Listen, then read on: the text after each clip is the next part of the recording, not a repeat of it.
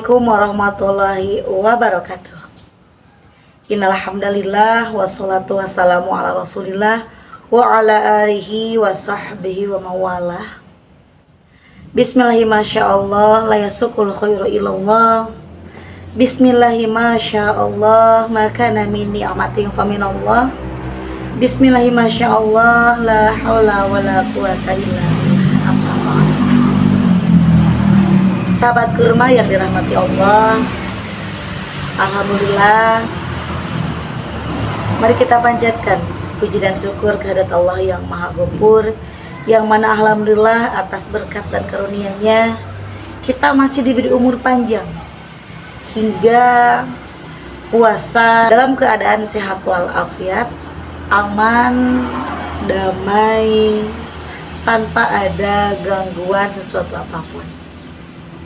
Salat merangkaikan salam, semoga selamanya terlimpah curahkan kehariban baginda tercinta Akni Habibana wa Nabiyana Nabi besar Muhammad Sallallahu Alaihi Wasallam, berikut keluarganya, para sahabatnya, tabiin tabiatnya, sehingga kita sebagai umatnya semoga mendapatkan syafaatul udma nanti di hari kiamat. Amin ya Allah ya Rabbal Alamin.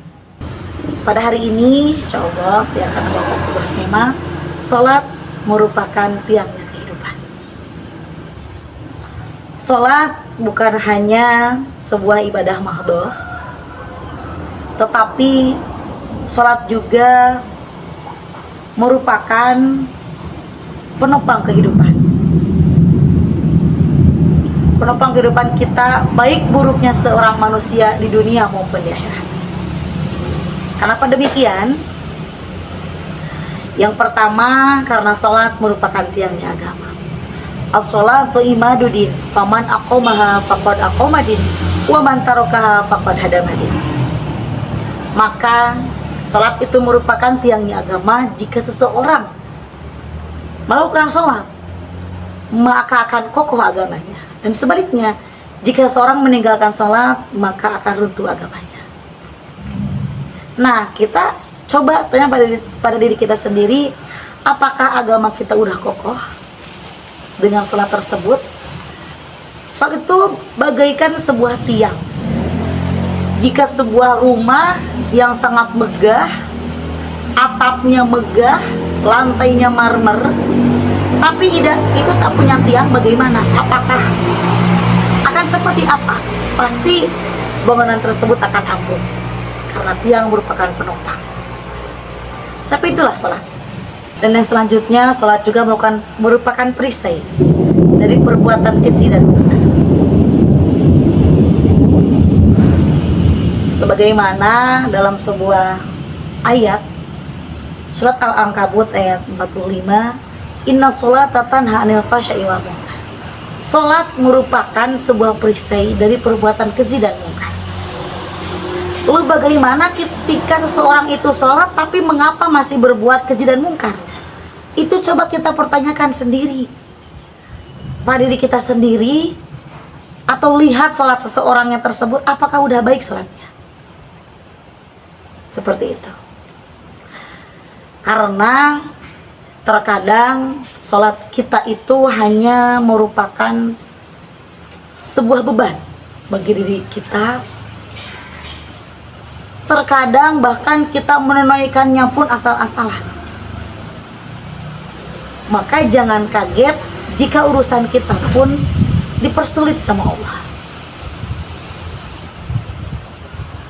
Karena kita pun asal-asalan menunaikan kewajiban kepada Allah, di antaranya itu sholat. Bahkan ada sebuah kisah ketika seorang diazab sama Allah. Seseorang meninggal dan berada dalam azab Allah, dan kemudian dia memohon, ya Allah, mana ibadahku, mana ibadah sholatku? Dan kemudian setelah sekian lama datanglah pahala sholat, dan dalam keadaan orang tersebut sudah gosong karena siksaan. Kemudian seorang itu berkata, hai pahala sholatku, mengapa engkau datang terlambat sehingga membiarkan aku sampai gosong seperti ini? Kata sholat, dikisahkan, seperti itulah engkau memperlakukan aku. Engkau selalu terlambat menunaikanku, maka sekarang aku datang dengan terlambat. Mengapa sholat itu begitu penting, bahkan disebut sebagai tiangnya agama, tiang kehidupan, penentu baik buruknya kehidupan seseorang atau akhlaknya seseorang. Di antaranya ada sebuah hadis juga, inna awwala ma yuhasabu bihil abdu yaumal qiyamati as-shalah. Sesungguhnya hal pertama yang dihisab atau diperhitungkan di hari kiamat dari seorang hamba yaitu sholatnya.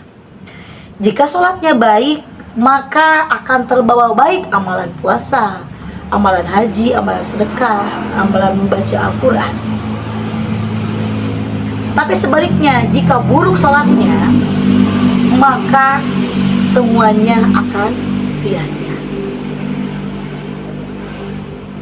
Seperti itu sahabat-sahabat semuanya. Dan selanjutnya, sholat akan membawa ketenangan. Sebagaimana dalam Quran surat Al-Baqarah ayat 45, wasta'inu bis-sabri was-shalah. Maka mintalah pertolongan kepada Allah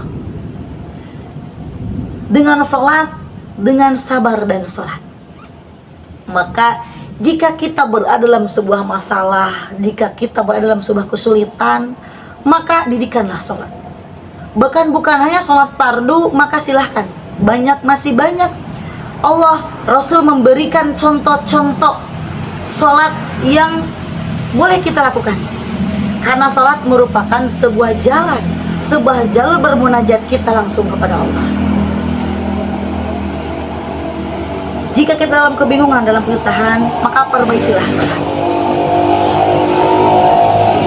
Karena dalam ayat tersebut sebaik-baiknya penolong adalah sholat dan rasa sabar. Itulah sahabat-sahabat sholat. Dan kemudian sholat merupakan zikir atau penumbuh ketenangan. Buktinya ketika kita sholat, saking tenangnya sholat, hal yang hilang pun ingatnya saat sholat. Keseringan seperti itu. Bahkan kalau ajengan di kampung itu bilangnya, ketika seseorang Allahu Akbar, bukan Allahu Akbar, tapi Allahu Akbray. Setiap hal yang hilang, setiap hal yang lupa, saking tenangnya ingat pada saat sholat. Karena apa? Ketika sholatnya baik, maka sebenarnya tidak seperti itu. Karena ketika sholatnya baik, maka kita akan memaknai bacaan sholat, sehingga kita merasakan kita berada di hadapan Allah. Tidak akan seperti itu ya, nggak seperti kita. Makanya kenapa kita banyak ujiannya, kita banyak kesulitannya, mungkin di situ karena sholat kita belum. Mari kita jaga sholat, jangan sampai kita terlambat atau bahkan meninggalkannya. Karena percuma kita menjadi seorang sarjana, dihormati oleh sesama, dihormati oleh pada manusia, tetapi kita tidak menghiraukan perintah Allah. Karena apa? Semua pangkat dan jabatan di dunia ini hanyalah sementara. Seseorang akan menghormati kita karena kita sesuai dengan harapan mereka. Namun ketika perilaku kita tidak sesuai dengan harapan mereka, maka jangan harap dihormati sama manusia. Tetapi pada Allah, ketika kita melakukan pekerjaan atau melakukan sebuah ibadah yang diperintah Allah dengan khusyuk, dengan sebaik-baiknya, maka Allah akan menjamin kehidupan kita. Maka Allah akan menolong kehidupan kita. Bahkan yang membedakan seseorang kafir ataupun Islam itu dilihat dari sholatnya. Karena itu sahabat-sahabat kurma, sahabat-sahabat mahasiswa-mahasiswi Stitnu Al-Fari Pangandaran, mari kita perbaiki sholat kita. Semoga hal itu merupakan sebuah awal dari kesuksesan kita di dunia sampai di akhirat. Semoga ada manfaatnya